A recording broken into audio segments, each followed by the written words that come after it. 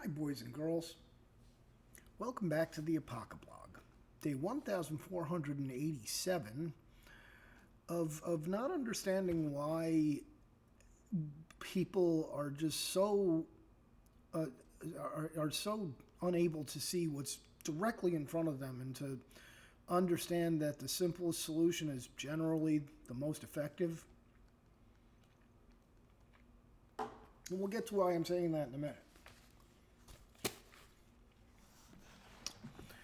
Joe Biden ran on a promise to unify the nation. He missed the opportunity on Thursday. To be fair, Joe Biden has no idea what he ran on. Instead of calling on Americans to come together, he went on a partisan rant against President Trump, even suggested that the Capitol Police are racists. Of course he did. It's Biden. Biden said the previous day's riot on Capitol Hill was the result of 4 years of Trump. He unleashed an all-out assault on our institutions of our democracy from the onset. Well, yeah, that's what we sent him there to do. And yesterday was but the culmination of that unrelenting attack. Yeah, he wrote that. Not only is that claim arguably untrue, but it ignores the left's refusal to accept the results of the 2016 election, the radical tactics of the so-called resistance, the pointless impeachment of 2019-20, the BLM riots. If Biden wanted to heal the nation, he would have offered a hand of friendship to Trump supporters. He would have acknowledged that the left has also used political violence.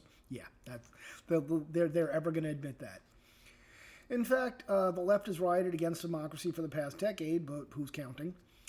In one of the great speeches of Andrew Breitbart's career, he stood outside the Wisconsin State Capitol in Madison on a snowy day in April and called out the hatred of left-wing protesters who had occupied and besieged the building for weeks. The Tea Party has been the most peaceful, law-abiding, clean-up-after-themselves group in the history of American protest, he said, addressing the left. You have no right to lecture us on civility. Go to hell. You're trying to divide America. Well, and they're continuing that fine tradition. Now, why did we just read that? And why did Biden fail to reach out? Because they have zero interest in reconciliation. They have zero interest in unity. This is about punishment. This is about retribution. And it's one of these things where, here. Okay, ripped from the headlines. Google employee calls for retribution against GOP politicians. Rob Reiner, impeach Trump or else you support sedition. Colbert, Trump is a man facing a noose trying to save his neck.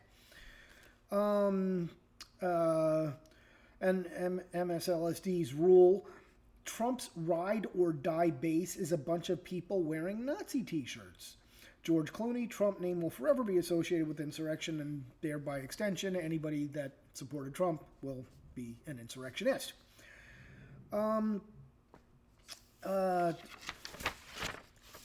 Michelle O calls on, we'll get to the bannings in a minute. Tom Cotton, Capitol riot, and Georgia Senate loss. Georgia Senate loss. The result of misleading claims on elections, not election fraud. And by the way, these are people that are supposed to be on our side. Crenshaw, Mr. One-Eyed War Hero. Many in Congress were lying to people and calling for fight. Okay, so this guy's gotten sucked into the fucking machine real quick. Karl Rove, Trump's latest statement, too little, too late.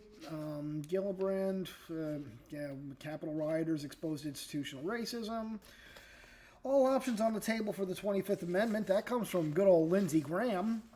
Boris Johnson, well, who gives a fuck what you have to say.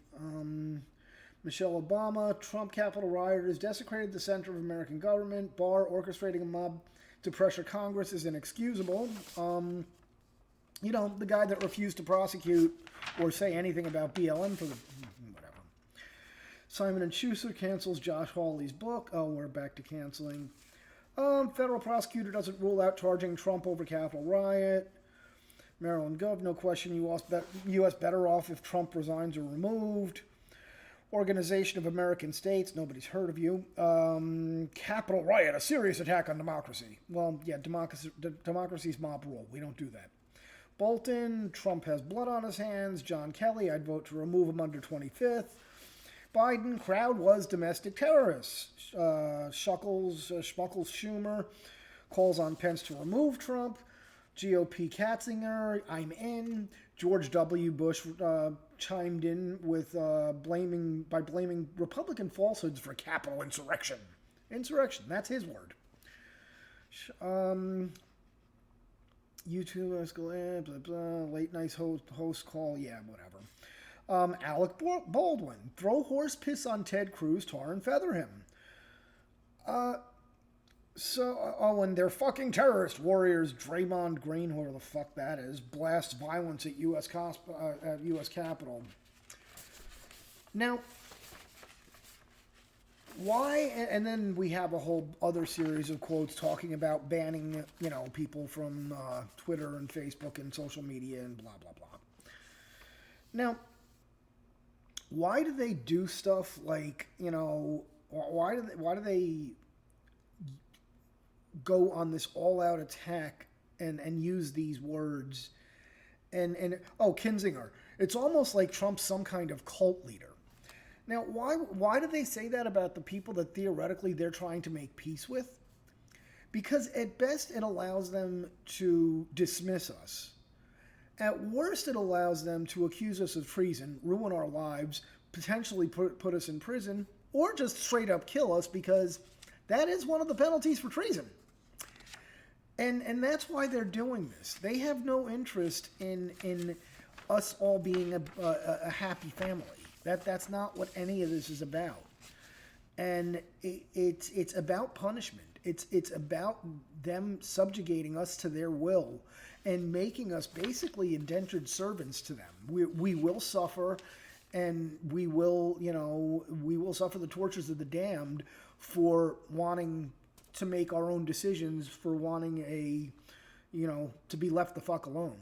So that's what this is all about. I'm not even going to get into the other part of the story. We'll do that tomorrow. But that's what it is, kids. They're about punishing us. And if you think that you're immune, or if you think that they're going to overlook you, you're wrong.